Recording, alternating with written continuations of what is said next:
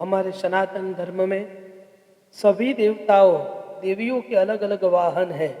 जैसे कि गणेश जी का वाहन मूषक है, जगदम्बा जगत जननी का वाहन शेर है,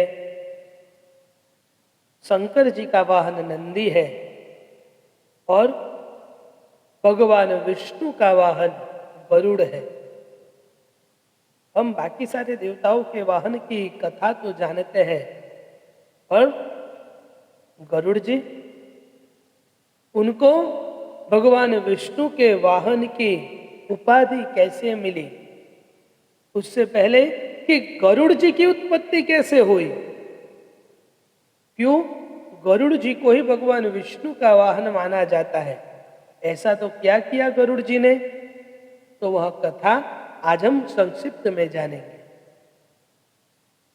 सबसे पहले तो ब्रह्मा जी कि जिन्होंने इस ब्रह्मांड की रचना की, उनके मानस पुत्र यानी कि प्रजापति दक्ष, उनकी 2 पुत्री थी।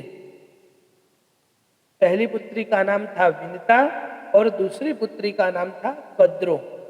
इन दोनों का विवाह ऋषि कश्यप से हुआ था और जब ऋषि कश्यप ने संतान उत्पत्ति के लिए यज्ञ प्रारंभ किया, तब उन्होंने सबसे पहले माता कद्रु से पूछा कि आपको कितने संतान चाहिए। तब माता कद्रु ने कहा कि मुझे तो बहुत सारे संतान चाहिए। बाद में माता विनिता से पूछा तो माता ने कहा कि मुझे सिर्फ 2 ही पुत्र चाहिए। बाद में संतान उत्पत्ति के लिए ऋषि कश्यप ने यज्ञ का प्रारंभ किया।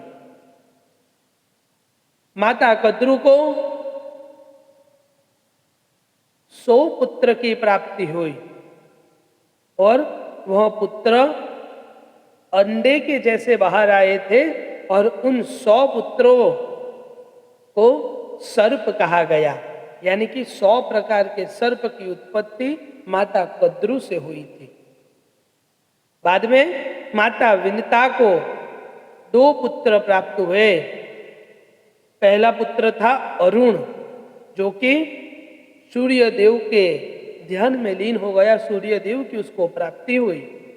और दूसरा पुत्र हुआ गरुड़ जी महाराज कि जिन्हें भगवान विष्णु ने अपने वाहन के रूप में स्वीकार किया। और पौराणिक कथा यह है कि एक बार माता कद्रु और माता विनिता क्रीड़ा करने के लिए बाहर गए थे, खेलने के लिए बाहर गए थे। तब माता कद्रु ने छल से विनिता को उस खेल में हरा दिया और उनसे वचन ले लिया कि आप मेरी सेवा करेंगे और तब तक सेवा करेंगे कि जब तक आपका पुत्र मुझे अमृत का कलश ना दे दे। जब यह बात गरुड़ जी को पता चली कि मेरी माता मां कद्रु की सेवा में लग गई है, उनको यह बात अच्छी नहीं लगी। उन्होंने निश्चित किया कि मैं अपनी माता को उनकी सेवा से मुक्त करवा कर रहूंगा। और उसी समय देवताओं ने असुरों से युद्ध कर कर अमृत का कलश ले लिया था और उन्होंने वह अमृत का कलश स्वर्ग के अंदर रखा था। जब यह बात गरुड़ जी को पता चलती है तो वह स्वर्ग से अमृत का कलश लेने के लिए निकल पड़ते हैं और अमृत का कलश देवताओं से छीनकर मां कद्रु को दे देते हैं और अपनी माता को उनकी सेवा से मुक्त करवा देते हैं। और वह कलश तो नागलोक में आ गया था।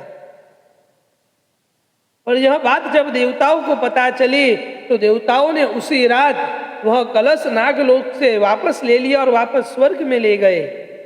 दूसरे दिन जब नागलोक में सब लोग जाग जाते हैं और वहां पर अमृत का कलश नहीं देखते हैं तो सभी सर्प जिस उषा के आसन के ऊपर दर्भ के आसन के ऊपर अमृत का कलश रखा था, उस कुशा के आसन को चाटने लगते हैं और दर्भ के कारण, उस कुशा के कारण सभी सर्प की जीभ को 2 भाग हो जाते हैं। और जब वह सभी सर्प गरुड़ जी के पास जाते हैं, तब उसी समय से गरुड़ और सर्प के बीच बहुत बड़ी दुश्मनी हो जाती है।